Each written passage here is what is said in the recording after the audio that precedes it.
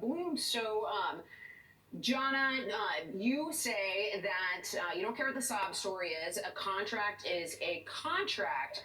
And so the Arizona Supreme Court says that a woman can't use her frozen embryos to have a baby because the husband doesn't want to have kids.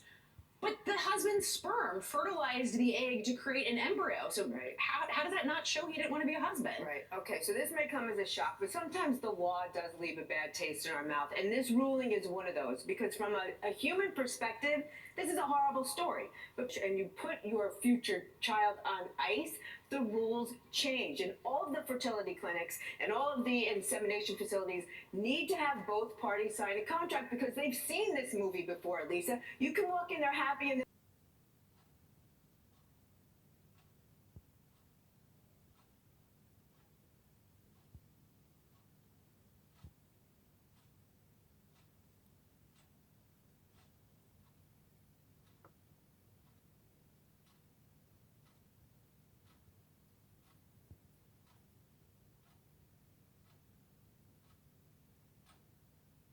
partner, either spouse could use the embryo, and the other one just waives their parental rights. That should have been applied here. It should have been retroactive, and that way this woman who's unable to have children because of medical issues would have been able to use the embryo.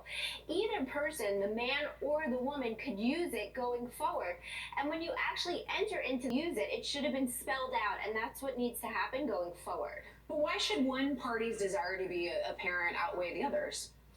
well, because look, you can't, and I'm going to use the term fatherhood because typically that's the issue here. You can't force fatherhood on somebody under these circumstances. This in the future, like maybe you're not going to put your embryos on ice because you don't want that to happen. Some people, even though they wouldn't be responsible to pay child support, some people don't want a child who bears their DNA running around that they're never going to know. Well, it's interesting because we're seeing more and more women use IVF and go through this to try to have a child. So, I mean, where are the laws now on this? And do you think that this case maybe leads to further law on a federal level, or do the laws need to be changed right now? Well, the laws need to be changed. You know, the state by state, it's varying what they do in this situation. You've seen it in many different. They have to donate the embryos, so this child could come to fruition, and somebody else is going to be raising it. Right. So really, somebody, either the mother or father, should have the right to raise this child and have the right to determine